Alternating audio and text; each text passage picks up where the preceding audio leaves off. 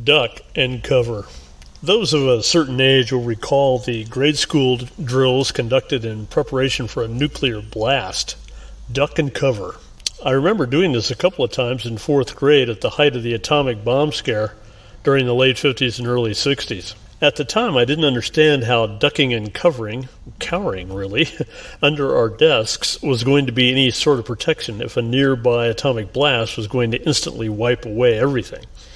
Even if we were to survive the initial blast, there was the deadly fallout to follow, so either way, ducking and covering made no sense to me.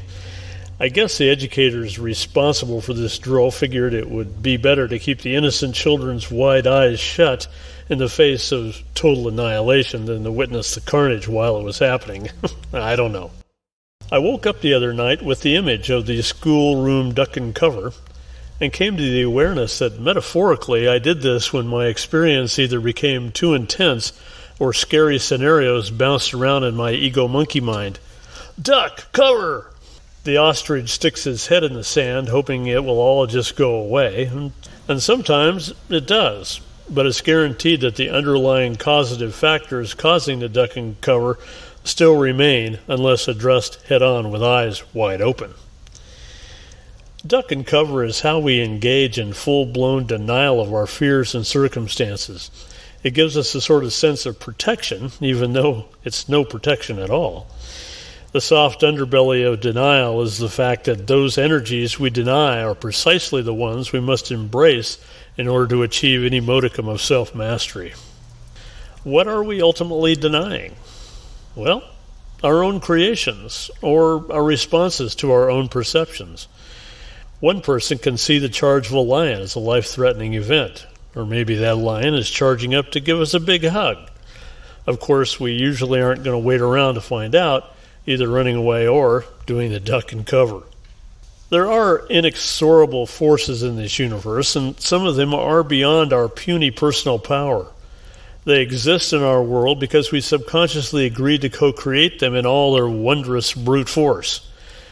These great forces of nature, such as hurricanes, earthquakes, volcanoes, supernovas, bring perspective in the knowledge that there are greater forces at work in the universe than ourselves and serve as reminders of the lineage of power from whence we came.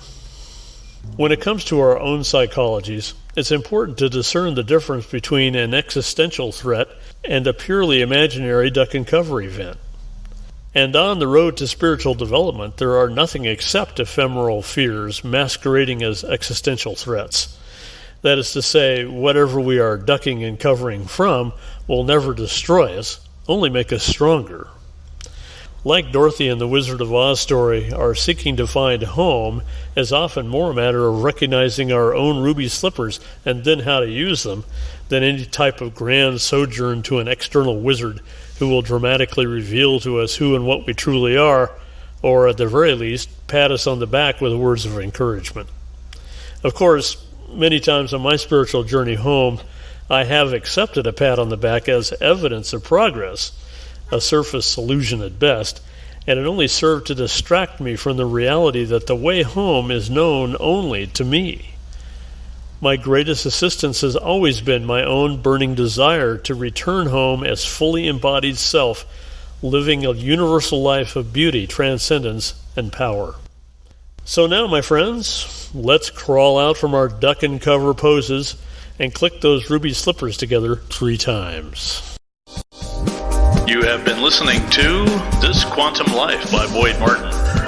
Brought to you by the Quantum Health Newsletter from Pure Energy RX. www.pureenergyrx.com.